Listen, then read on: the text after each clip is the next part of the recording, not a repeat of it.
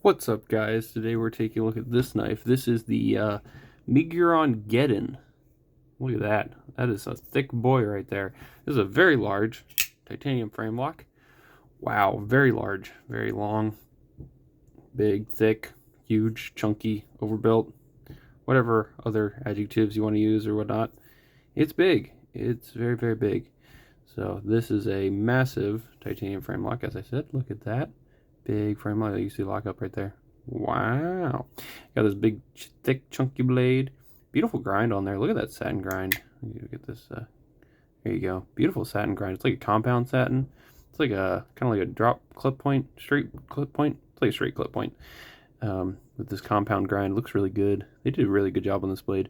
It's hollow here on the flat, or not on the flat, on the straight part here, and then it's nice and flat ground here at the tip, and then it's got this really cool, nicely satin swedge here on the end there. Looks real good, nice and pointy. This one is M390 steel, as you can see there. There you go, M390. So that is a big, thick chunk M390, huge, thick chunk of M390, and it's awesome. Now this thing is a little bit scary to, disengage because it's completely drop shut. I mean, it comes down. You gotta get your finger out of the way. If you don't, it'll eat your finger alive. I mean, you gotta be real careful there. It'll chop your finger right off if you're not careful. So, really cool. Big, thick guy. It's nicely, like, this texture. This is a really cool texture. It's like a diamond texture. Look at that. Like a micro diamond texture. It looks super cool. And, it's on both sides, as you can see, and it's nicely like contoured. It's not just like, it's not flat, it's got a nice curve to it. It feels really, really, really good. So it's got these nice little interesting milling lines here and down here, chamfers along the edges. Nothing's really sharp on this. Lanyard hole in the end, nice.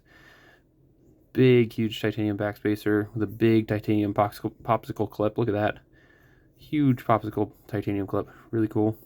Centering is excellent. Pretty excellent. Yeah, centering's good. This is a big knife. Reminds me a lot of the PMP Alpha Beast. Makes good sounds too. Makes a big thwack when you engage it, when you flip it out. It's a big thwack sound. And especially if you do it like, for some reason with my left hand, it makes a louder sound. It's kind of weird. I don't know why. Sometimes knives do that. They make different sounds when I open them with one hand versus the other. Not sure why, but this one's real loud. Really cool. I like the design. It's very pretty. Pretty straightforward. I like the overall design of this knife. It just kind of speaks to me aesthetically. It's pretty cool. I like big, chunky, thick knives. Look at these barrel thumb studs. Huge barrel thumb studs. It's got some jimping up here, some jimping on the backspacer, and it's even got, let's see, doesn't have any on the back, but it's got these things. This is the relief cut. Look at that. Look how they did the relief cut. Huge, deep relief cut there. Pretty cool. Really thick knife. I will say it's not the most comfortable knife, mostly because like where your fingers land, at least where my fingers land, one lands here, and then there's like a gap, and then the rest land. My second finger almost lands on this hump, so you kind of like move these three back, and then you have just like this big giant finger choil. It's a little bit uncomfortable, but it's not too bad.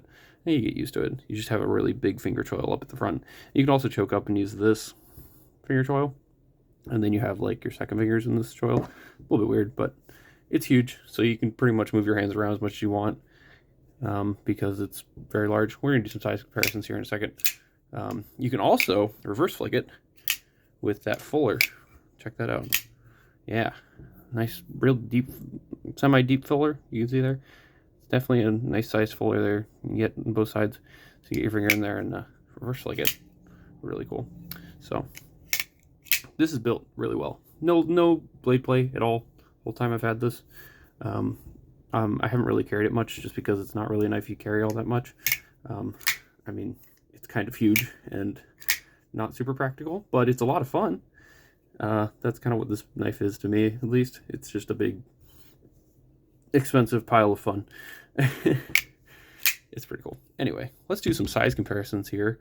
Up against the Benchmade Bug Out.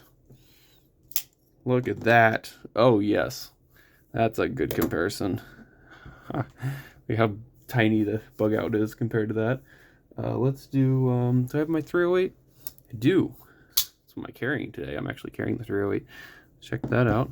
That thing is huge as well, but it's even bigger than the 308. So you can see there, it's real massive.